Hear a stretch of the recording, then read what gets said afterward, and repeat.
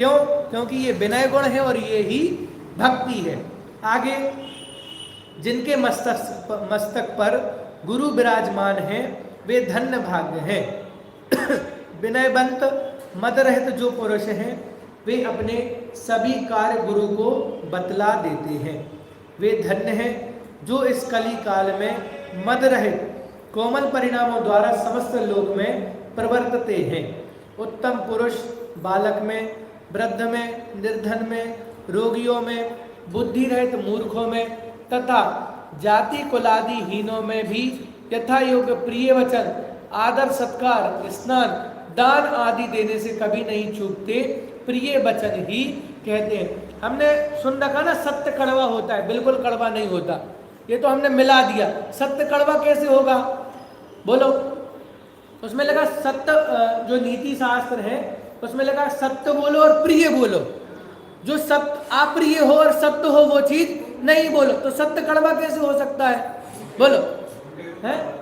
हाँ, ये तो हमने फैला दिया कि सत्य कैसा होता है। सत्य कड़वा नहीं होता, सत्य तो प्रिय ही होता है और प्रिय वचन द्वारा ही कहा जाता है।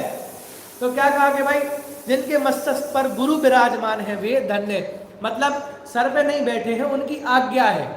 क्योंकि गुरु भी आज्ञा विनयवान शिष्य को देते हैं, अन्य सभी को आज्ञा नहीं देते। तो बोले जो विनय रहित है, मंद कषाई है, विनय से युक्त है, विनय रहित नहीं विनय से युक्त है, मद रहित है, तो उनके क्या होता है कि उनके चाहे वृद्ध हो, बालक हो, युवा हो, कोई भी हो, सब में क्या होता है? समान व्यवहार होता है। यथा योग आदर सत्कार। हम भी बच्चों से बात करते हैं ना, आप कह के कि आपको कहाँ जाना है, आप क्या खाओगे, क्या पियोगे, तो वो विनय का ही तो रूपांतर है। अब वो व्यवहार विनय है, वो अलग चीज है, लेकिन ऐसे ही तो सीखेंगे ना जब हम आप कहेंगे। तो क्या कहा कि वे भी क्या नहीं करते कि यथा योग आदर स्नान आदि देने से कभी नहीं चूकते, प्रिय वचन ही कहते हैं। और उत्तम पुरुष उद्दत्तता के वस्त्र आभरण नहीं पहनते, उद्दतपने का, पर के अपमान का कारण लेन देन, विवाह आदि व्यवहार कार्य नहीं करते। उद्दत्त होकर अभिमान से चलना, बैठना, झांकना, बोलना दूर से ही छोड़ देते हैं। उनको लोक में पूज्य मार्ग गुण होता है।